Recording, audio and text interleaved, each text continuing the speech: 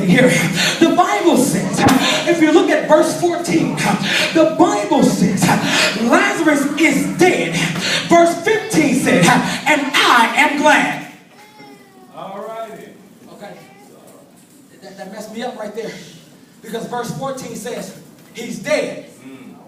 The verse right next to it says, and I'm glad. Okay. Verse 14, Lazarus is dead. Verse 15, and I'm glad. Okay. Sometimes Jesus comes back home after you've made your benediction. Yeah. Okay. What is a benediction? I'm glad you asked. Because everybody who goes to a church, we know we don't end the service out without having a benediction. Some people may say, him that is able to keep me from falling and present me faultless on the mighty hand of God. Some people might say, may the Lord watch between me and thee while we're absent one from another. But Jesus says, I can't begin until you have your benediction. In other words, as long as you keep your hands on it, I can't put my hands on it because I don't need your hands and my hands on a situation.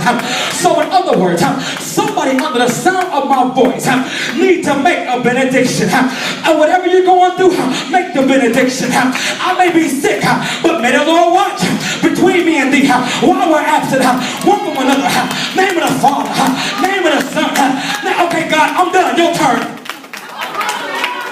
Okay, you may be going through hell in your mind. May the Lord watch between me and thee while we're absent one from another. Name of the Father, name of, okay, God, your turn. Okay, I just lost my job and I'm crying about losing my job. May the Lord watch between me and thee while we're absent one from another. And God says, I can't begin until you make a benediction. In other words, as long as you keep crying about it, I can't come in and dry your tears. But somebody shout, it's benediction time. Jesus. I got 2 more minutes. Jesus says, okay, he's dead. I'm out. He waits 4 days. Because 3 days, 2 days, 1 day, the body still have a chance to be alive, according to Jewish customs.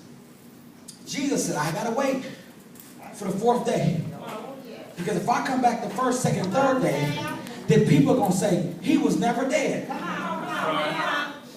So I'm gonna come back the 4th day to show people your theory is gone. Your way of thinking is out the water. Come on, somebody. And sometimes God will wait for things to get so bad just for all of your situations and your options to become exhausted.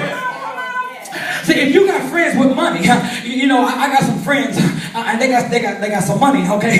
And sometimes I say, okay, God, I got this problem, and I know who I can call. I can call that friend because I know the money I may need. I know it's a drop in the bucket. It's nothing for them.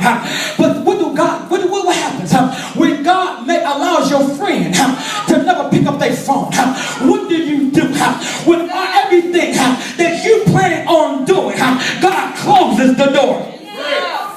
Okay, God, if I lose my job, I still got some 401k money sitting right there, so I'm still good. But what happens when the market crashes and all your money is gone? Okay, God, I got some money saved away in my savings account, but 1 week your engine go out, the next week transmission go out, the